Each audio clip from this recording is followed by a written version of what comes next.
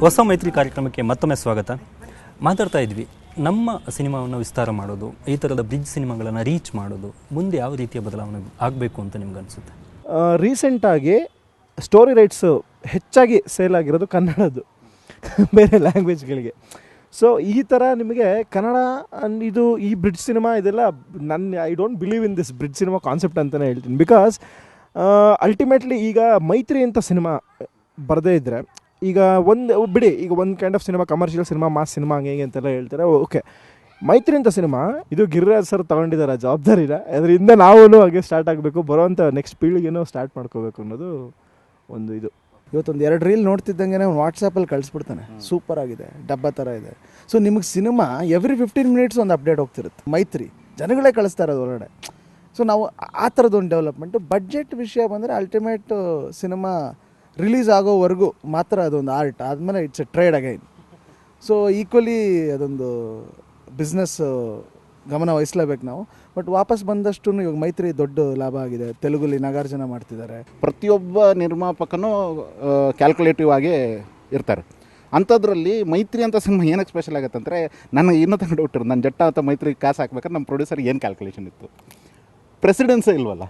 ಹಿಂದಿನ ಒಂದು ಸಿನಿಮಾ ಗೆಲ್ತು ಅಂತ ಹೇಳಿದೆ, ಒಂದು 10 years ಡೌನ್ ದ ಲೈನ್ ನೋಡ್ರೆ ಅಂಥ ಪ್ರೆಸಿಡೆನ್ಸೇ ಇಲ್ಲ. ಸೊ ಐ ಥಿಂಕ್ ಆ ನಿರ್ಮಾಪಕರು ಅಷ್ಟೇ, ಈಗ ನಾವೆಲ್ಲ ಏನು ಕನ್ನಡ ಸ್ವಾಭಿಮಾನ ಚಿತ್ರಕಥೆ ಕತೆ ಅಂತ ಮಾತಾಡ್ತೀವಿ, ಅವರ ಮನಸ್ಸಲ್ಲೂ ಅಂಥ ಒಂದು ಇದಿದ್ದರೆ ಏನಾದರೂ ಪ್ರೀತಿ, ವಿಶ್ವಾಸ ಮತ್ತು ಒಂಥರ ಛಲ ಇರಬೇಕು, ಎಲ್ಲಕ್ಕಿಂತ ಹೆಚ್ಚಾಗಿ ಛಲ ಇರಬೇಕು. ನಂಗೆ ಇವತ್ತಿಗೂ ಗೊತ್ತಿದೆ, the day we are releasing ಅಲ್ಲಿ ತನಕನೂ ಏನು ಟೆನ್ಷನ್ಸ್ಗಳು, every one had a negative attitude cinema ಬಗ್ಗೆ. ನಮ್ಮ ಸಿನಿಮಾಗೆ 5 ನಿಮಿಷ ಅಂತ ಇದೆ ಅಂತ ಯಾರು ನೋಡ್ತಾರೆ, ಹಂಗೆ ಹಿಂಗೆ ಅಂತೇಳಿ. ಫಸ್ಟ್ ಶೋ ಆಯಿತು, ಎವ್ರಿಥಿಂಗ್ ಚೇಂಜ್ಡ್. ಬಟ್ ಅಲ್ಲಿ ತನಕ ನಾವು ನಿರ್ಮಾಪಕರು ತಲೆ ಮೇಲೆ ಕೈ ಇಟ್ಕೊಂಡು ಇದು ಮಾಡಿ ನಾವೆಲ್ಲ ಎಲ್ಲ ಮಾಡ್ಕೊಂಡು ಎಲ್ಲ ಹೊಡೆದು ನೋಡಿದ್ವಿ. ಬಟ್ ಅದು ಚೇಂಜ್ ಆಗುತ್ತೆ. ಅದು ಯಾಕಂದ್ರೆ ನಮ್ದು ಒಂದು 2 years ಟೈಮು ತೊಗೋತು. ಸೊ ಅದು ಬಡ್ಡಿ ಗಿಡ್ಡಿ ಎಲ್ಲವೂ ಇದಿರ್ತದೆ. He took the risk. ನಾವು ಹಿಂದೆ ಯಾವುದೇ ನಿರ್ಮಾಪಕರು ಅಥವಾ ಇದು ಹೇಳಿದಾಗ ತೊಗೊಂಡಿರೋ ರಿಸ್ಕ್ಗಳು ತುಂಬ ಇದಾಗ್ತಾ ಹೋಗುತ್ತೆ. ಈಗ ಅದೇ ನಾವು ಇದಕ್ಕೇನದು ಪವನ್ದು ಲೂಸಿಯಾ ಬಂದು ಇಂಥ ಪ್ರಯತ್ನ ಹಿಂದೆಂದೂ ಆಗಿಲ್ಲ.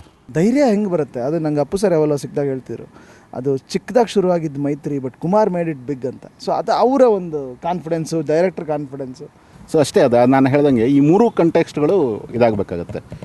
ಏನದು ಸ್ಟಾರ್ಸ್ಗಳು, ಮೇಕರ್ಸ್ಗಳು ಆ್ಯಂಡ್ ಇನ್ವೆಸ್ಟರ್ಸ್ ಆಗಿ 3 ಆದಾಗ ನಮ್ಮದು ಮೈ 3 ಅಂತ ಆಗುತ್ತೆ. ನಾಗಾಭರಣ ಸರ್, ಇನ್ನೊಂದು ವಿಷಯವನ್ನು ಕೂಡ ನಾವು ನಾಯಕರು ಕೂಡ ಬದಲಾಗಬೇಕು ಅನ್ನುವಂಥದ್ದು. ಹೇಗೆ ಹೀರೋಸ್ಗಳು ಚೇಂಜ್ ಆಗ್ಬೋದು, ಈ ಥರದಕ್ಕೆ ಹೇಗೆ ಸಪೋರ್ಟ್ ಮಾಡ್ಬೋದು ಅನ್ನುವಂಥದ್ದು ಕೂಡ.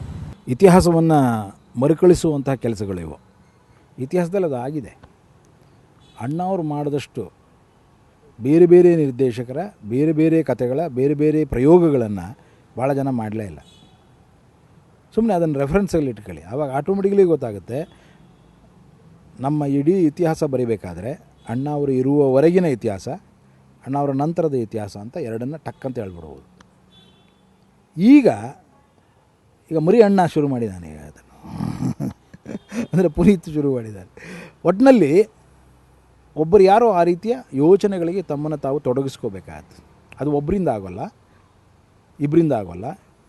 ಅಲ್ಲಿರುವ ಎಲ್ಲ ಮೈಂಡ್ಸೆಟ್ಟು ಆ ರೀತಿ ಯೋಚನೆ ಮಾಡಬೇಕಾಗತ್ತೆ. ಸೊ ಎಲ್ಲ ನಾಯಕ ನಟರುಗಳಿಗೆ ಕಂಟೆಂಟ್ ಇಸ್ ದಿ ಕಿಂಗ್ ಅನ್ನೋದನ್ನು ಅರ್ಥ ಮಾಡಿಕೊಂಡಾಗ, ಅದರ ಜೊತೆಯಲ್ಲಿ ನಾನು ಇದ್ದೇನೆ, ಅದರಿಂದ ಅದನ್ನು ಎತ್ಕೊಡ್ತೇನೆ, ಇಡೀ ಕನ್ನಡ ಸಮುದಾಯಕ್ಕೆ ಇದನ್ನು ನಾನು ಸ್ಥಾಪಿಸ್ತೇನೆ ಅನ್ನುವಂಥ ಐಡಿಯಾ ಬರುತ್ತೆ.